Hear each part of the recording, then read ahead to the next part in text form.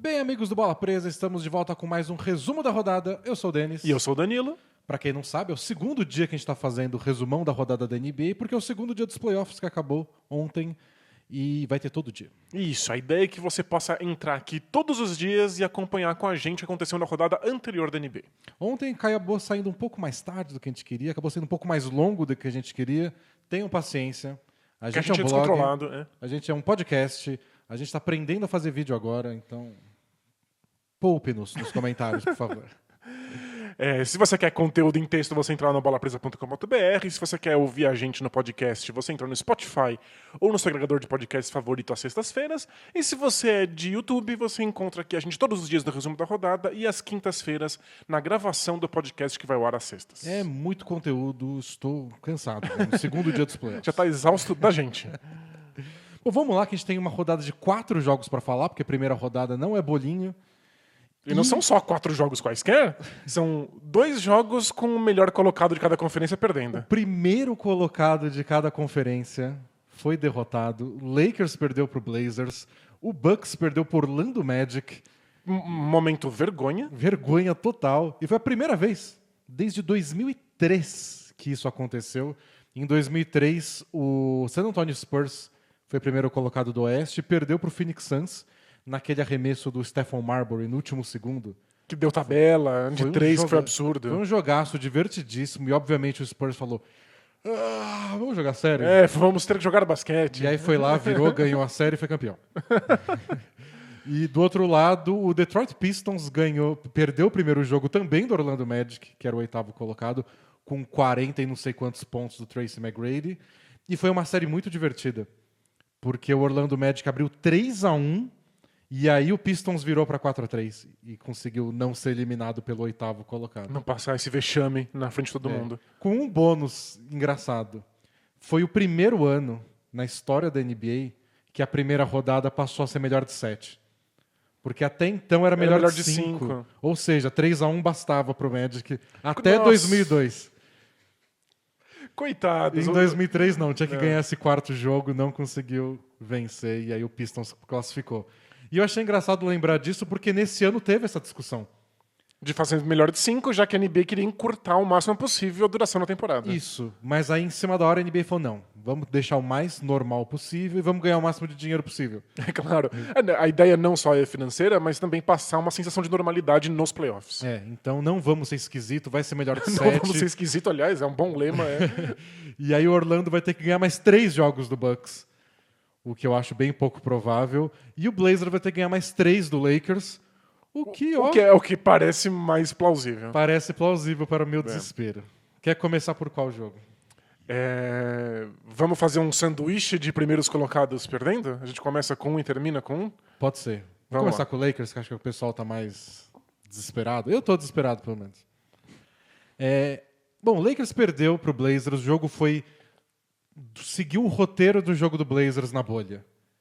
Que não importa qual dos times abra a diferença, o outro time vai empatar e vai chegar nos últimos minutos com o placar igual. O Blazers é completamente incapaz de abrir uma diferença e ter um jogo tranquilo. É o 10º jogo do Blazers na bolha, porque foram os 8 da temporada regular. Mais o jogo do o torneio colher de chá. E mais esse primeiro jogo dos playoffs. Todos estiveram empatados nos últimos 5 minutos da partida.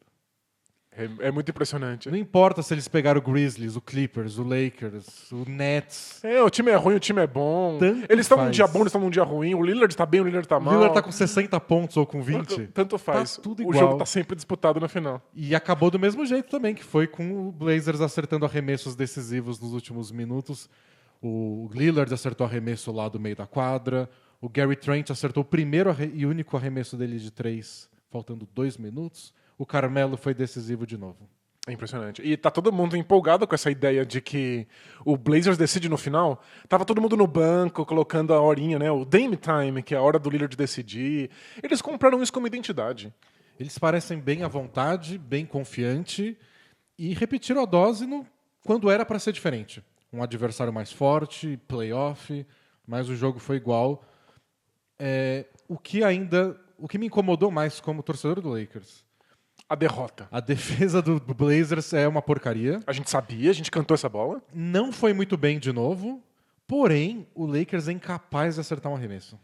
Quando a gente fez nosso preview no podcast sobre como seria essa série, a gente pensou na pior defesa possível, que é a do Blazers, mas, por outro lado, o Lakers tem o pior ataque da bolha. Disparado. Alguma coisa aconteceu e que o ataque do Lakers agora é disfuncional. E a gente queria saber como seria esse confronto e sabia que o Blazers tinha uma chance se o ataque do Lakers continuasse muito ruim. E a defesa do Blazers até pareceu melhor, porque eles começaram a ceder muito arremesso de longe, porque ninguém no Lakers estava acertando. Então eles conseguiram, por exemplo, eles não têm ninguém para marcar o LeBron James. Esse era um dos grandes problemas do time antes dessa série. Porque, em teoria, no elenco dele seria o Trevor Ariza, que não foi pra bolha. E aí você olha e fala, quem vai marcar o LeBron? Eles têm ou pivô ou armador de 1,90 m e pouco. Eles têm dois extremos, Então né? é o Lillard, aí o McCollum, é o Gary Trent. É o Nurkic. Aí o Nurkic, O Whiteside. O Whiteside. Então, quem vai marcar o LeBron? E no fim das contas... Acho que a coisa mais intermediária é o Carmelo Anthony, que não marca nem ponto de vista, né? Sério, não marca ninguém, vai marcar o LeBron. Mas o Carmelo ficou um pouco no LeBron e não foi muito bem. E o Gary Trent ficou um tempasso marcando o LeBron Coitado. James. Só que aí o que começou a fazer? O CJ McCollum estava marcando o Danny Green. Danny Green e ninguém hoje. E aí ele ia lá e ia para cobertura. Só para ocupar espaço. Ele não precisa defender de verdade, você tem que estar perto porque dá uma atrapalhada. Né? Então ficava o LeBron sendo marcado pelo Gary Trent. Mas se ele passa pelo Gary Trent, tipo, todas as vezes, tem dois caras lá esperando. E o LeBron não consegue fazer ponto toda hora. Ele tem que passar a bola, o que ele faz perfeitamente bem, mas a galera não acerta os arremessos. E aí o Caldwell Pope não acerta nada, o Danny Green não acerta nada, o Caruso jogou muito bem na defesa, mas no ataque ele não acertou nada. Mas o Caruso teve a função ingrata de marcar o Damian Lillard em boa parte do jogo. Que eu achei que ele marcou muito bem, dado que é o Damian Lillard? ninguém para o Damian Lillard. E o Anthony Davis não está acertando arremesso. Ele está fazendo ponto, ele cavou 100 lances livres. Mas ele não está acertando arremesso. Ninguém está acertando arremesso, em resumo. Nem o próprio LeBron. O que o Anthony Davis recebeu de passes de transição, porque ele é muito mais rápido e chega primeiro no garrafão, é coisa de louco. Mas o Lakers, curiosamente, se tornou um time que é meio dependente das bolas de 3 pontos do Anthony Davis. O que é um cenário muito longe do ideal e ele errou tudo, né? Ele acertou acho que uma bola em 5 tentativas. Que foi que o LeBron acertou também, uma bola de 3. O Lakers acho que acertou 5 de 33 bolas de 3 no jogo. E, assim, hoje em em dia... 2020 você não ganha inaceitável. jogo com esses números, especialmente contra um Blazers que está jogando bem e com o Lillard pegando fogo. Você está errando tanto arremesso com a defesa do Blazers, não tem nada que te salve, né? Então foi engraçado a gangorra do jogo, porque o Blazers abriu 16 pontos de cara e eu falei, que porcaria. Aí o Lakers empatou, legal. Aí o Lakers segurou o Blazers a um arremesso feito em 10 minutos. Foi muito legal, mas ainda tá perdendo. Não é legal. Então foi uma aventura de emoções para quem estava torcendo pro Lakers, mas o resumo da história é o time não consegue marcar pontos e o receio que a gente tinha nos jogos de temporada regular era estão segurando, eles estão aquecendo de novo porque foi muito tempo parado. Não aqueceu ainda. Porque essa não é a história do Lakers durante toda a temporada. É a história do Lakers na bolha, né? Só isso. O Lakers durante a temporada regular não era um grande ataque e nem um time de grandes arremessadores. Mas não era isso. Não era o pior também. Agora é tão pior que conseguiu perder um jogo pro oitavo colocado. E o pior é pensar em soluções. Do tipo, beleza, Danny Green não sabe mais acertar um arremesso. Acabou o Danny Green. Acabou o Danny Green. O Caldwell Pope consegue? Não. Quem tá no banco? O Caruso. Ele acerta arremesso? Não. O John Waiters acerta? Não. Não se preocupa. O Rajon Rondo foi liberado para jogar. Então, ele deve voltar. E como a gente sabe, ele é um excelente a arremessador de 3 outra pontos. opção é o Rajon Rondo. Não tem solução, né? Aí quem tá lá escondido no banco, levantando o bracinho, falando, professor, Me chama. me chama. J.R. Smith. Eu aposto com você, uma bala daquelas que gruda no dente, que o J.R. Smith vai ser visto no primeiro tempo da próxima partida. Faz muito sentido. Depois de jogar 0 minutos nessa, né? É. Porque tá feio. Eu acho que o Lakers precisa de qualquer tipo de cestas de 3 para conseguir abrir um pouco a defesa do Blazers, e aí o LeBron entra quando quiser. Só o Blazers ter medo de tomar arremessos de fora, e aí você não pode dar contra o LeBron a defesa que eles fizeram dessa vez. Porque o LeBron tentou até infiltrar na marra, mas foi assim que ele tomou aqueles 2 tocos do Whiteside no último quarto. Você não pode tentar uma bola decisiva que é tão contestada assim. Você tem que dar, pelo menos pra defesa, algum tipo de receio de estar se comprometendo nesse nível, né? Eu trouxe umas jogadas do Lakers do fim do jogo, 2 delas, pra gente ver, e uma eu acho que é assim, a síntese do que foi a partida. Então tá aqui faltando 3 minutos pro fim do jogo. O Lakers já tomou uma bolinha de 3 aí, tá perdendo por 3. O LeBron no meio da quadra, chama um pick and roll. Então ele tá sendo marcado pelo Gary Trent, o que já não é um grande desafio pro LeBron. Longe de ser ideal. Mas ele ganha a troca do Lillard, que é mais baixo ainda. Mas o Lillard aparece, consegue impedir pelo menos a progressão do LeBron, e ele toca de volta pro Caldwell Pope. E o Caldwell Pope infiltra e faz uma bandeja de esquerda.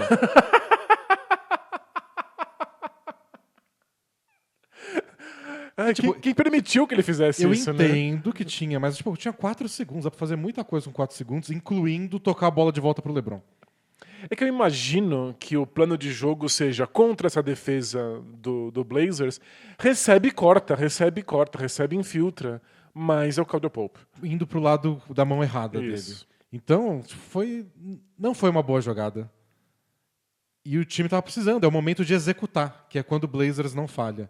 E aqui, ó.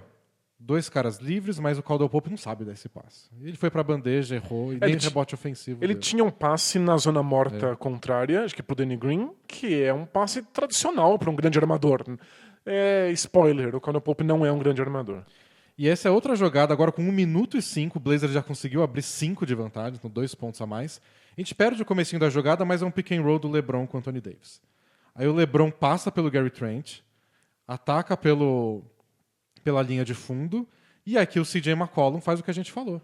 Abandona o Danny Green na zona morta, que em teoria é a especialidade dele. O Nurkic não tem chance nenhuma de chegar no LeBron James, mas se o McCollum parar a progressão do LeBron, o Nurkic tá na cobertura, né? E aí o que o LeBron faz? Tá aqui, o Danny Green, livre na zona morta. Eu nunca vi o LeBron não dar esse passe, mas ele não dá. Ele dá pro Caruso marcado. E tá aqui. E o que o Caruso faz? Ele toca pro Danny Green? Não, ninguém confia mais no Danny Green. Então, mas se você tem esse nível de desconfiança no jogador, ele não pode estar em quadra. Pois é. O LeBron dá os passes mais difíceis da NBA. Ele tinha o passe mais simples do mundo, ele recusou esse passe. E aqui o Caruso com a bola, faltando 10 segundos ainda. O LeBron já tá pedindo a bola E de o LeBron novo. pedindo a bola. Caruso toca pra ele? Não. Ele perde a bola. Ele volta. E aqui o Danny Green faz um bloqueiozinho pro LeBron receber na zona morta e o Nurkic não vai acompanhar, óbvio. O Caruso toca? Não. O LeBron pedindo a bola. O Caruso sobe para um arremesso, faltando 6 segundos em movimento de 3. E obviamente que não dá em nada. E a gente viu ali o sinal universal de descontentamento do LeBron James, que são as 2 palmas da mão estendidas. Essas 2 jogadas foi tipo... Isso que os técnicos chamam de execução. Chega no fim do jogo, a gente tem que executar. É fazer uma coisa que seja ensaiada, que seja uma característica do time. E o Lakers não fez nada disso. É que times morrem pela chance de ter um arremessador especialista de 3 pontos na zona morta com um passe do LeBron James nos minutos finais. Mas se esse jogador não recebe a bola porque ninguém confia nele, acabou. Então, em resumo pro Lakers, a defesa acho que funcionou muito bem. Acho que conseguiu limitar o ataque do Blazers, que é o oposto, né? O melhor ataque da bolha, se o Lakers é o pior. Muito porque o time jogou mais sério do que todo mundo, mas sinal de que as coisas estão funcionando. O Lakers conseguiu limitar bem, o Caruso conseguiu acompanhar o Lillard nos pick and rolls para ele não sair livre e arremessar o tempo inteiro. As dobras, com algumas falhas aqui e ali, conseguiram impedir o Blazers de achar arremessador livre o tempo inteiro e conseguiu limitar o Blazers a um placar mais baixo. O problema é que o Lakers foi o primeiro time nos últimos 37 jogos a não passar dos 100 pontos contra o Blazers. Nossa, surreal. Então, para mim, o problema do Lakers é 100% ofensivo e é 100% acertar arremessos. Se o Lakers começa a acertar arremesso, acho que essa série volta ao normal do primeiro vencer do 8º. E acho que não precisa nem acertar muito. É só acertar algumas bolas de 3 pontos e a defesa do Blazers já fica muito mais exposta. Eu achei que defensivamente o Lakers fez um excelente trabalho. Uau. E mesmo assim, o Lillard dominou o jogo, né? E tem umas jogadas do Blazers que pra gente passar rapidinho, Opa, vamos. que é tudo que deu certo pro Lakers no jogo inteiro, mas que nos minutos finais o Blazers conseguiu executar bem. Então tá aqui o Lillard, ele vai... Não tava dando certo, né, pedir um pick and roll pro Lillard arremessar, porque o Caruso tava conseguindo acompanhar o jogador da cobertura. Então o Blazers coloca 2. Então é um bloqueio do Carmelo, Outro o do segundo do Whiteside. Whiteside. O Dwight Howard não tem a velocidade para acompanhar. O Caruso fica um pouco atrasado e o Lillard é o Lillard. Mas são 3 passos dentro de 3 pontos. É. E foi a bola que empatou E aí, o jogo. ó, o Nurkic empolgadão avisando que é a hora do Dame. E aí tá o toco do Whiteside no LeBron. E agora o Blazers vai fazer o ataque padrão deles, que é o pick and roll e o Lillard só pro arremesso do meio da quadra. É um plano de jogo isso. E contestado o suficiente. O Anthony Davis estava nessa bola, né? E aí, de novo, agora o Lakers com o LeBron. O LeBron foi marcar o Lillard, que eu achei uma decisão bem interessante. Mas chegou o pick and roll, e aqui o Lakers está meio que numa zona. Deixa eu ver se dá para mostrar melhor. Então aqui está o Lillard ainda. Aqui. O Kuzma aqui não está marcando ninguém. Ele está meio que na cobertura só. O Anthony Davis não está diretamente marcando o Carmelo. E aqui o Danny Green, você vai ver que ele está com o Nurkic, mas ele não acompanha. Ele acompanha e depois só... Ele deixa. Marca vocês aí. Ele avisa que ele entrou numa área e nessa área não é mais função dele. Então, tipo, o LeBron tá marcando o Lillard de perto porque a gente viu que ele arremessa no meio da quadra, mas o Lakers estava nessa... Vamos marcar mais o território. E o que acontece nisso é que ninguém fica no Carmelo. Então... Olha o LeBron passando por baixo do corta-luz pra tentar chegar mais cedo. E aí o Anthony Davis vai vir pra cá, o Kuzma tá meio que perdido, tava mais contando que ele fosse atacar pelo outro lado, ninguém ficou no Carmelo, e aí ele fez a bola de 3 pra aumentar a diferença. E saiu com a comemoraçãozinha dele. Uns 3 dedos na cabeça. E aqui o Lakers foi pra dobra antes dessa vez. Só que quando vem pra dobra antes dessa vez, alguém fica livre, passe fácil pro Carmelo, o LeBron acompanha, o Gary Trent fica livre, e o Anthony Davis fica nessa do... Se ele abandona ou deixa o Nurkic livre para enterrar. Se ele abandona o Nurkic, é uma cesta muito mais fácil do que essa bola de 3 pontos. E o Gary Trent, que não tinha feito nenhuma bola de 3 na partida, aumenta a diferença de 2 para 5. Então foram essas jogadas. E no fundo essa é uma diferença fundamental. O Trent acerta uma bola dessas porque recebe um passe no momento crucial, enquanto o Danny Green não tem nem a chance de dar o arremesso. Você vê a confiança do Blazers nos jogadores, nos arremessadores especialmente deles, e o Lakers perdido nessa área. Eu tô preocupado. Tô bem preocupado. Tudo que eu queria nessa vida de quarentena é ter a confiança que o Blazers tem. E nem é o Lillard. O Lillard tem uma confiança assim sobre-humana. Eu quero a confiança do Blazers inteiro. Eles estão muito, muito confortáveis nessa situação. Meu único pedido, um só que eu tenho.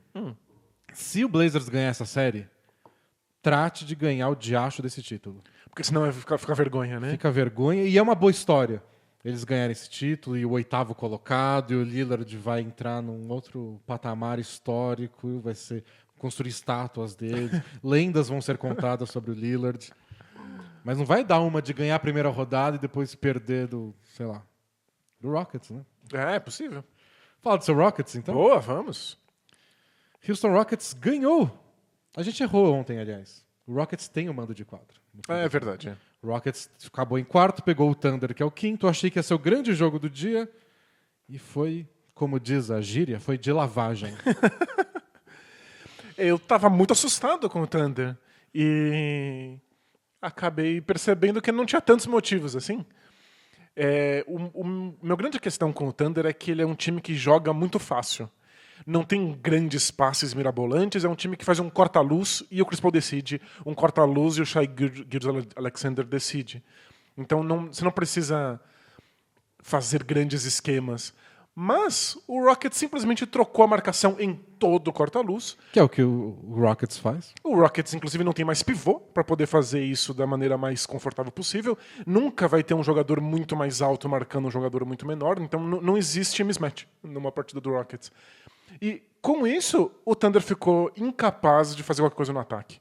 Foi até constrangedor. E foi o comentário do Billy Donovan, técnico do Thunder, quando ele foi entrevistado, que o time estava muito estático. E a transmissão gringa também falou isso. Acho que era o Stan Van Gundy, né, comentando. Ele falou, não, o time precisa se mexer mais. Não tem movimentação sem a bola, né? Só que o Thunder é um time muito orientado a explorar o que o adversário oferece. Então, pro Chris Paul, que você falou, é especialista nisso. Ele pede um corta-luz, e é um baita de um corta-luz do Steven Adams. Que é talvez o melhor da NBA. E aí ele tá sendo marcado por um pivô. E aí vira um joguinho de xadrez que o Chris Paul fala, beleza, mate em 3, sabe? Eu vou fazer isso, o pivô vai ter que me acompanhar, não vai dar certo, ele começa a manipular as peças e o Thunder tá em vantagem. O Rockets fala, ele vê um corta-luz, o Rockets, não precisa nem fazer o corta-luz, eles já trocaram. O responsável para marcar o cara que tá fazendo o corta-luz já tá no jogador que tá com a bola e o outro troca e acabou. E é isso, é um time que toma boas decisões, o Thunder é um time muito inteligente, em parte porque confia na decisão dos seus melhores jogadores. Não precisa ter um grande plano de jogo. Você faz as coisas simples, de maneira bem executada, e deixa na mão de quem é inteligente fazer esse jogo de xadrez a partir dos erros que a defesa adversária comete. O Rockets não teve chance de cometer erro. Era só trocar, e tinha alguém na frente do Chris Paul, tinha alguém na frente do Shai Gilgeous. Aliás, sempre tinha alguém na frente do Dennis Schroeder. E ele é um jogador imprestável se tem alguém na frente dele. Ele precisa ter alguma vantagem para conseguir essa infiltração, né? Ele precisa ter um passo de distância do marcador, ele precisa ter um marcador perseguindo ele através de um corta-luz, e aí ele é um jogador criativo, explosivo, que consegue chegar na cesta e fazer alguma coisa. Ele não fez nada. Acho que muito o que o Thunder precisava para começar uma virada no jogo, ganhar duelos individuais. Porque já que o jogo virou mano a mano, porque o Rockets força isso, faz, sei lá, o Daniel House não conseguir marcar o Chris Paul. Tipo, 3 cestas seguidas do Chris Paul em cima do Daniel House. No mano a mano, por isso. E aí ele vai chamar os bloqueios pra trocar, e aí vai sempre atrair o Daniel House. Ou o Schroeder contra o Robert Covington. Sei lá, algum mismatch eles tinham que achar. Não acharam nenhum. Então, ou o Chris Paul, ou o Schroeder, ou o Shai Gilgeous-Alexander, algum deles tinha que ter alguma grande atuação individual do tipo, esse cara não consegue me marcar. E é uma atuação individual que não é só acertar arremesso, é bater o seu defensor. Porque isso criaria espaço, o Rockets teria que jogar na cobertura, e aí o Rockets teria que começaria a cometer erros, porque você tem que tomar decisões. O Rockets não teve que tomar nenhuma decisão defensiva. E para quem tem memória, o Rockets começou a brincar disso, de trocar a marcação o tempo inteiro, contra o Warriors nos playoffs. Era o jeito de marcar o Warriors. Uns anos atrás era o jeito de marcar. E para muita gente estragou o basquete. Porque transformou o jogo lindo do Warriors em mano a mano. E o Warriors podia fazer isso. O Durant podia jogar no mano a mano contra qualquer defensor. Era o pior Warriors possível, mas foi o bastante para ganhar. Foi o suficiente para vencer. O Thunder não tem esse jogador capaz de vencer sempre um duelo individual. Arremessar por cima. Eu acho que o Chris Paul consegue fazer isso, e no fim do jogo ele fez melhor, quando o jogo já estava perdido. E o Shai Gilgeous-Alexander consegue. Não contra todo mundo, o Rockets tem bons defensores, mas dá pra fazer mais. Eu achei ele meio perdido, meio nervoso. Segundo ano na NBA, primeiro jogo de playoff da vida, acho que dá pra ele ter atuações individuais melhores e isso pode começar a virar um pouco... Pelo menos deixar a série disputada. Claro, tem que ser porque pelo o menos jogo de ontem foi... Eu fiquei broxado porque no segundo quarto eu olhei e falei, não tá divertido, tá uma lavada, e eu meio que não tô aprendendo nada nem sobre a série, porque tava tudo... Começou a dar tudo certo pro Rockets, até no sentido de que eles não sentiram falta do Westbrook. Porque todos os arremessadores começaram a acertar a bola de 3. Então foi aquele Rockets do ano passado, do ano retrasado, que era Harden toca pra alguém, bola de 3, Harden toca pra alguém, bola de 3. Nem precisa do Westbrook pra atacar a cesta, puxar contra-ataque. A gente aprendeu algumas coisas com essa situação. Porque o Rockets chegou a abrir 30 pontos de vantagem. E mesmo assim, o Thunder não conseguia fazer nada diferente no ataque. E aí mostra um pouco quão engessado é o Thunder. Como eles não conseguem, de fato, alterar completamente o esquema de jogo nessa circunstância. Nem o Chris Paul, que é o jogador mais criativo do time, continuou fazendo a mesma coisa até o final, quando já não valia mais nada. Esse é um time que eu espero revoluções pro jogo 2. Eu acho que foi um tapa na cara dos jogadores, do técnico, do Billy Donovan. E eles vão ter que trazer coisas novas, jogadas novas, formações novas, porque só ficar pedindo corta-luz, ver a troca de marcação e não fazer nada, foi bem amador até. E defensivamente, o Thunder vai ter que tomar decisões também, porque o Steve Adams ficou meio inútil. Porque o Rockets se infiltrava e passava para a zona morta. Inclusive, acho que foram 20 bolas de 3 pontos do Rockets, a segunda melhor marca da história do Rockets nos playoffs. Porque era muito fácil, era PJ Tucker, Jeff Green na zona morta o tempo inteiro. O Steve Adams ficou tão inútil que não chegou a jogar 30 minutos no jogo. Mas é tipo, muitos times dão esses arremessos e o Rockets não acerta. Mas quando acerta... É o arremesso de melhor aproveitamento de perímetro da NBA. Eventualmente o Rockets vai acertar 20. E assim, você não tem a menor chance. Em alguns momentos, em alguns jogos, sim. Mas só quando eles jogaram contra o Bucks na temporada regular, Jeff Green teve 40 arremessos à disposição. Ele não deu 40 porque ele não quis. O Jeff Green agora tá muito confiante. Eu tô caindo no conto Daniel do Jeff tá caindo Green. no golpe Jeff Green. O Jeff Green Rockets é um golpe. se disfarçou bem, porque quando você paga um mínimo pro Jeff Green e bota ele no banco, eu não chamo de golpe Jeff Green. Então, agora, quando você começa a ganhar confiança nele... Não, aí é triste. Aí eu não vou te defender nessa, não. Porém, acerta aí 2, 3 bolas de 3 pontos por jogo e é isso. Ele acertou umas infiltrações legais. Pois é. Ele jogou bem, Jeff Green. Agora ele é um pivô. Você viveu pra ver o Jeff Green ser pivô na NBA. O pivô Jeff Green é legal. Que absurdo. O pivô reserva Jeff Green mais legal ainda. E você separou uma jogada, né, É isso, vamos dar uma espiada. do Rockets. Vamos ver. Jogada do ataque do Rockets. É um momento sem James Harden. Isso. E, ó, vamos dar uma pausa aí assim que os jogadores do Rockets chegarem todos no perímetro. Olha aí. 5 aberto. Estamos com 5 abertos. Temos aí o Jeff Green de pivô, é a pessoa mais perto da cesta. Fazendo um semi-post-up aí, tá de costas pra cesta, mas ele não vai... Ele não vai fazer absolutamente nada, mas olha que engraçado. Ele é a única pessoa perto da cesta e não tá nem no garrafão. E aí a gente tem um corte do Daniel House pra cesta. Porque a defesa do Thunder tá inteira no perímetro. Pausa pra gente analisar o outfit do Russell Westbrook. Rasgou.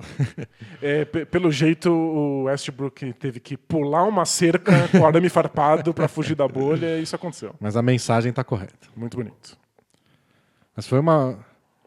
E é o desespero, né, de... Você nem espera que o pessoal entre no garrafão de tanto que você tá marcando bola de 3. E eu acho muito engraçado o desespero da defesa do Thunder de entender o que tá acontecendo. Há quantas pessoas apontando, né? Isso, porque o Steve Adams tá marcando o PJ Tucker. Então ele não tem nada pra fazer defensivamente. E ninguém sabe, você deveria dobrar a marcação no Jeff Green, porque ele é a única pessoa que tá perto da cesta, você mantém a marcação individual com tanto espaço no miolo, e aí, olhando pro Jeff Green, a defesa esquece que o Daniel House pode cortar a qualquer momento.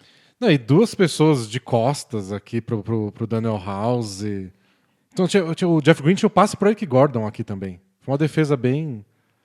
E foi a tônica da partida. O Thunder começou a ficar bem perdido no ataque, na defesa. E aí vira escala, né? A coisa fica... O time fica perdido. E o Thunder é uma excelente defesa de garrafão.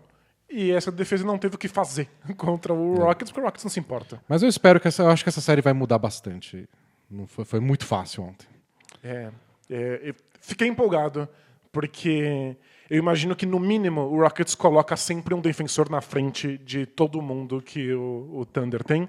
E eu não sei se o Thunder vai conseguir fazer alguma coisa com isso. 3 arremessos convertidos em 12 tentativas em 30 minutos pro Dennis Schroeder, eu acho que ele tá fora dessa série. Bom, o Gallinari também, outro que a gente não citou mais cedo, ele também poderia tirar proveito, às vezes, de uns jogadores mais baixos que marcam. Acho que ele é o único jogador de garrafão que pode jogar no garrafão nessa série que o Rockets deveria temer. Então, algum duelo individual o Thunder tem que ganhar.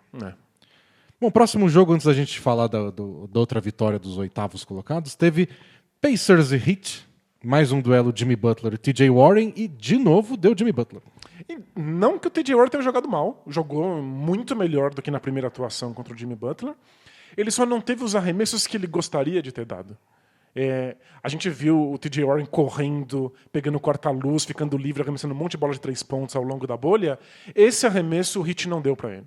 E ele teve que dar arremessos mais contestados, um monte de floaters dentro do garrafão. E ele acertou vários, né? Ele jogou bem. Eu achei que ele jogou bem.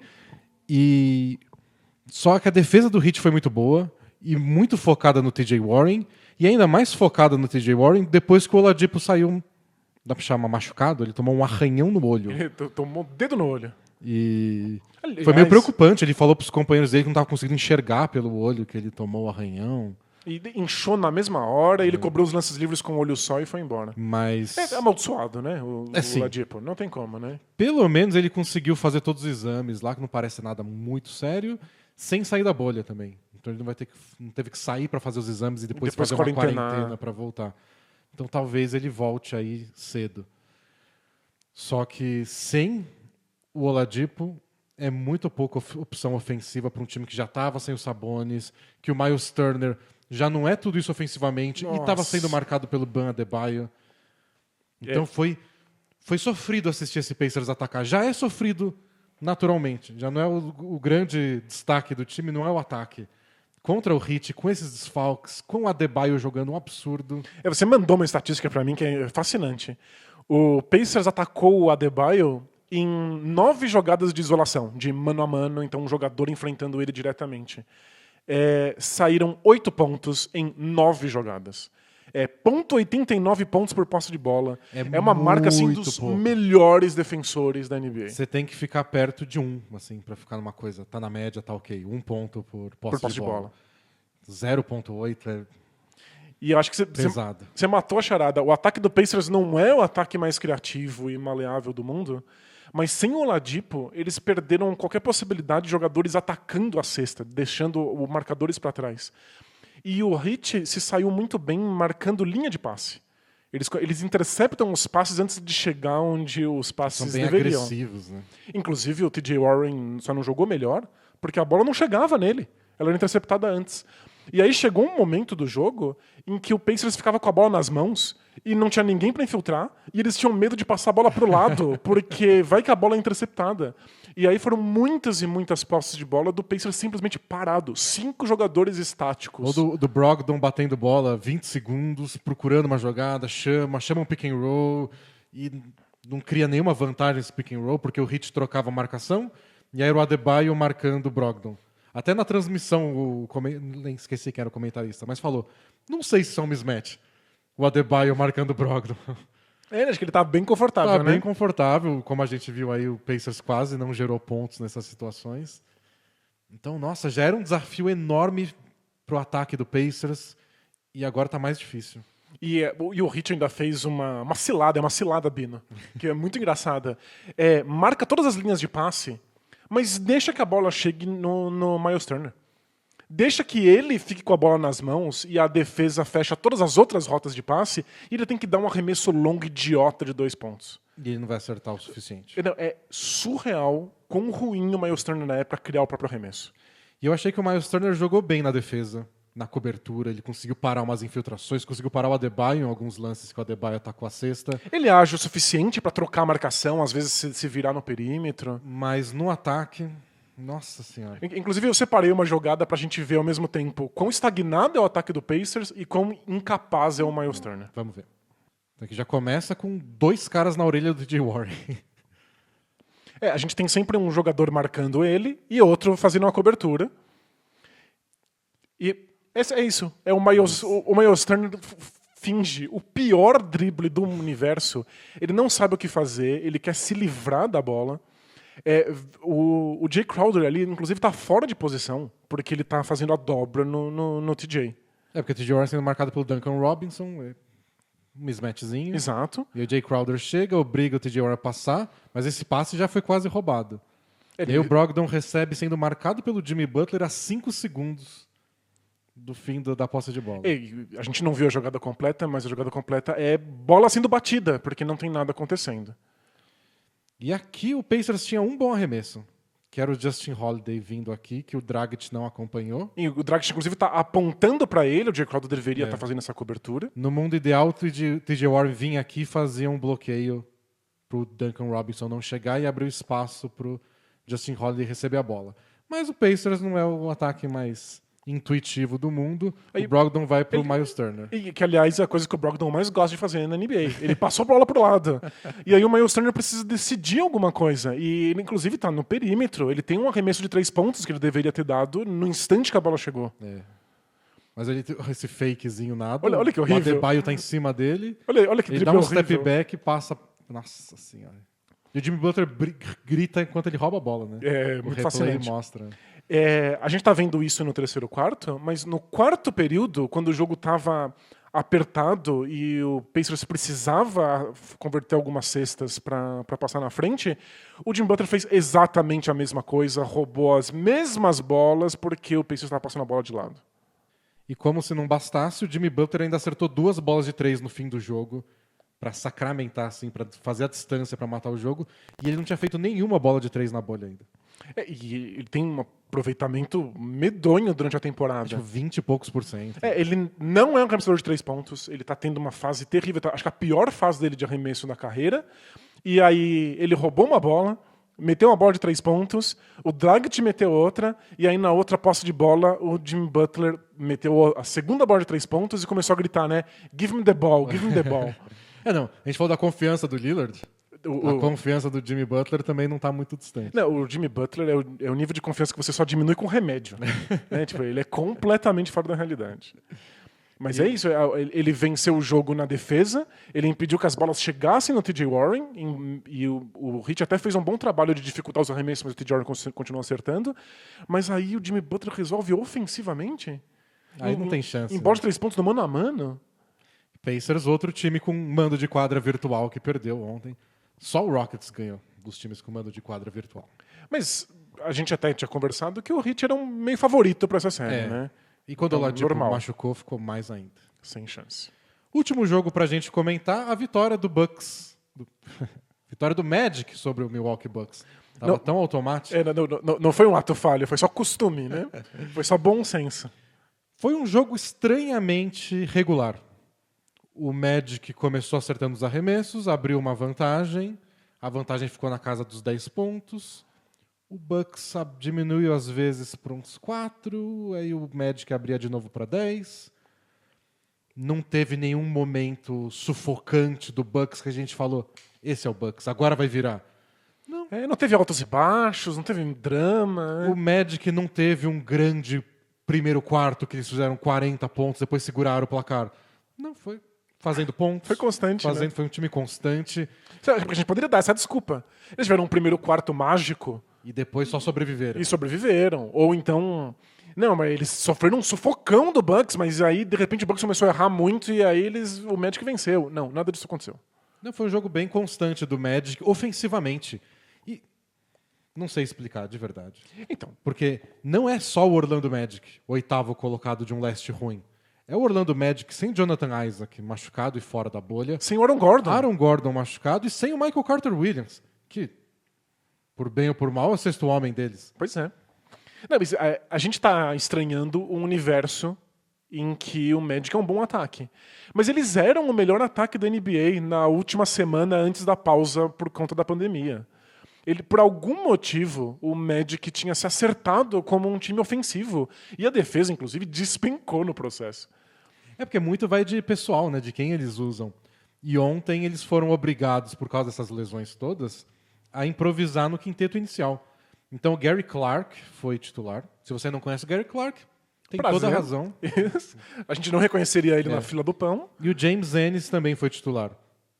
Só que você junta o James Ennis, Gary Clark, Fournier, Vucevic. São 4 caras que arremessam de 3. O outro é o Fultz. Às vezes ele arremessa, mas... Isso, o Fultz arremessa, mas ele não sabe como. Maneira. Mas às vezes entra o DJ Augustin no lugar do Fultz. Que é um arremessador. E o Bucks, como a gente comentou já, é um time que dá arremesso de 3. E o Magic foi... Tá bom. E aí o Vucevic acertou um, aí o Gary Clark acertou outro, o Ennis acertou mais um. E foi acumulando. No fim das contas, o Vucevic acertou 5 bolas de 3 pontos. E tinha vários momentos em que o Magic estava jogando com 5 aberto, com o Vucevic na quadra, né? E aí pegou uma coisa do Bucks que a gente não está acostumado. Que é o Bucks sair do plano de jogo. O Bucks começou a ficar preocupado com as bolas de 3 do Orlando Magic. A gente não tinha visto isso nessa temporada. Especialmente com o Vucevic. O Bucks é o time... Aliás, o técnico deles, o Mike Budenholzer, foi criticado desde os tempos de Atlanta Hawks dele por não mudar o plano de jogo em playoff. Foi assim na série contra o Raptors ano passado, que é do tipo, esse é nosso plano, a gente faz isso até o fim. Ele falou, não, você tem que fazer ajustes. Olha o Nick Nurse fazendo ajuste no Raptors. O tempo inteiro. E ontem eles ameaçaram fazer ajustes e pagaram o preço de fazer alguma coisa que eles não estão acostumados. É porque o Bucks é uma defesa extremamente especializada. Eles fazem uma coisa e eles fazem essa coisa muito bem, que é proteger o aro, né? Eu separei umas jogadas pra gente ver isso. Legal. Então tá aqui já no fim do jogo, são jogadas do quarto período. Aqui vai ter um corta-luz do Vucevic pro Terence Ross, que é uma jogada que eles fazem o tempo inteiro, que é pro Terence Ross receber a bola e arremessar. Aí ele vai receber a bola. Até porque ele talvez seja o único arremessador especialista de 3 pontos desse time. Só que ele não vai receber a bola aqui. Ele vai cortar em direção à cesta, porque o garrafão tá livre. Porque onde tá o Brook Lopes? Tá tendo que marcar o Vucevic fora do garrafão. Ele fez a melhor temporada defensiva da vida dele, o Brook Lopes, não saindo do garrafão. Mas aqui ele se sentiu obrigado a ficar junto com o Vucevic. E ó, que fácil. Que bonito. Impressionante. O Brook Lopes, ele é agora um dos melhores protetores de aro da NBA. Mas ele não teve essa possibilidade porque eu tenho muito medo do Vucevic acertar uma bola de 3. E de novo, fica esperto aqui com o Brook Lopes obcecado pelo Vucevic. De novo, corta-luzes para Terence Ross. Não, aí é o pior dos mundos. O Brook Lopes não ficou no perímetro, mas também não protegeu o aro. Foi atrasado. É o limbo. E teve aqui no primeiro quarto, a gente viu por que isso aconteceu. Ó, o Vucevic ficando livre. Mas olha que bandeja fácil do Futs. Gente, esse time é muito dependente do Brook Lopes no garrafão, né? O Bucks é o time que protege o garrafão. O Fultz não pode fazer uma bandeja em câmera lenta com 4 jogadores em volta dele. Até porque o Fultz é o homem da bandeja. Você quer, no seu mundo ideal, que o Fultz esteja arremessando essa bola. E aqui, de novo, falha em proteger o garrafão. Olha o Brook Lopes onde tá. Já teve troca de marcação. Ele tá marcando do outro lado o Gary Clark. E aí deixou o Marvin Williams marcando o Vucevic pela frente. O Brook Lopes não tem a menor chance de chegar, né? Ele corre em câmera lenta, embaixo d'água. Então são 4 lances em que o Orlando Magic fez cestas dentro do garrafão muito fáceis. E esse é o plano de jogo do Bucks. Ninguém faz cesta na gente dentro do garrafão. Não é o que a gente viu nesse primeiro jogo.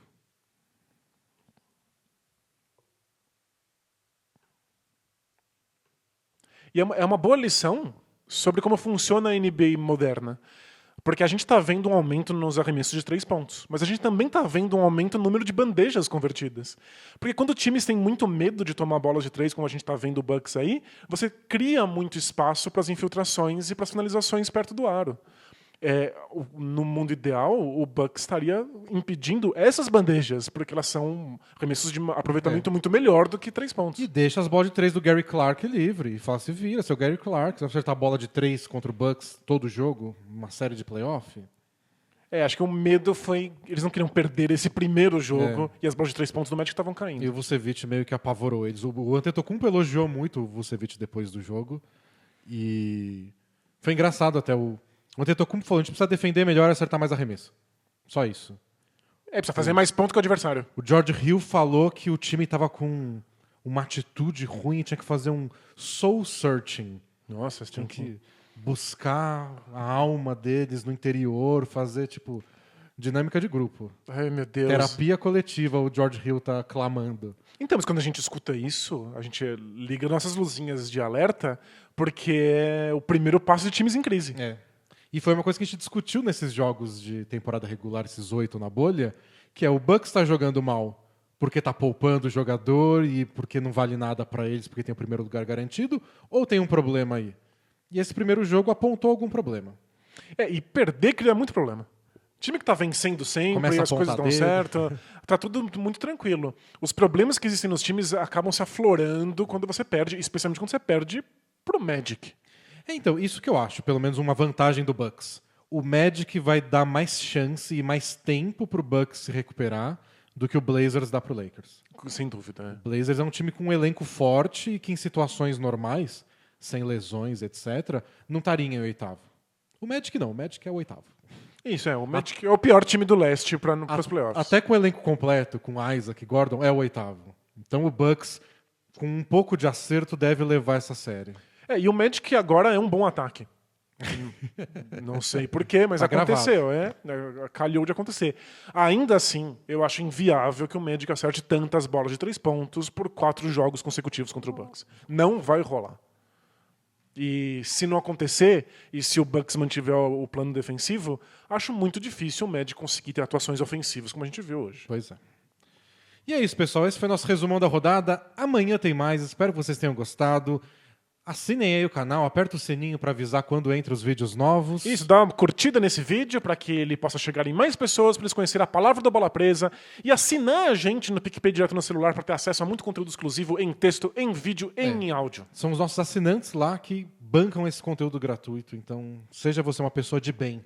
Isso, esteja do lado certo.